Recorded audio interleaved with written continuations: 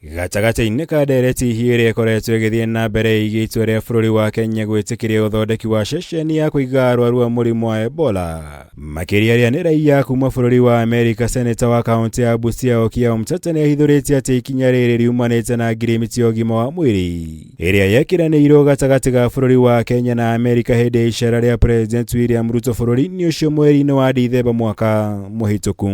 The consequences of lifting the orders of Justice Chacha Mwita that were given in December. We are beginning to import Ebola. We have sending up a setup for importation of Ebola in this country. Those are the consequences we have.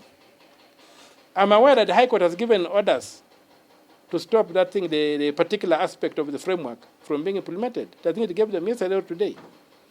But those orders will be in vain if the Supreme Court lifts them and say they will give a decision in November. Kũringana na Omtata, ũndũ ũyũ nĩ ũngĩahotire kũrigĩrĩrio angĩkorwo majaji atatũ a igoti rĩa gũcokia cira RIKO nĩ mateire watho harĩ itua rĩao rĩa gwĩtĩkĩria ũrutithia wĩra wa ngirimiti ĩyo, na magĩteanĩria itua rĩa igoti inene rĩa kũrũgamia ũrutithia wĩra wa ngirimiti ĩyo cira-inĩ ũrĩa wandĩkithĩtio nĩ Omtata, akiuga majaji acio matiaheanire itũmi cia itua rĩa ũndũ ũrĩa nĩ mũgarũ na watho.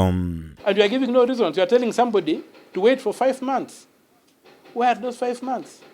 Within 5 months, when the Ebola center be up, within 5 months, when the data of Kenyans have been transferred to the US, within 5 months, what will have happened?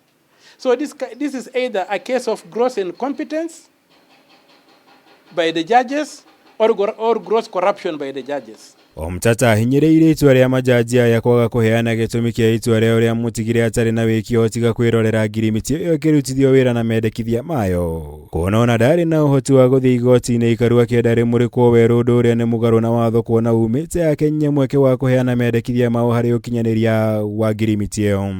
All I wanted was to go and test what the Court of Appeal has done in the Supreme Court.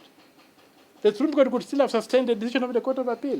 Doesn't mean that the Supreme Court was going to rule in my favor. Igũrũ rĩu Seneta Omtata nĩ ahithũrĩtie ũrĩa akoretwo akĩgerio kũiguithio na njĩra itiganĩte nĩguo ateanĩrie cira ũyũ wake, akiuga atũmĩirwo nginya mabarothi kuma mũciĩ-inĩ wa Geneva, maabitha thirikari ya Kenya ũndũ ũmwe na bũrũri wa Amerika, ũndũ ũrĩa augĩte nĩ kĩonereria kĩa atĩ kũrĩ na maũndũ matarĩ ma kũguna mũingĩ wa bũrũri magathĩkĩtwo ngirimiti-inĩ ĩyo.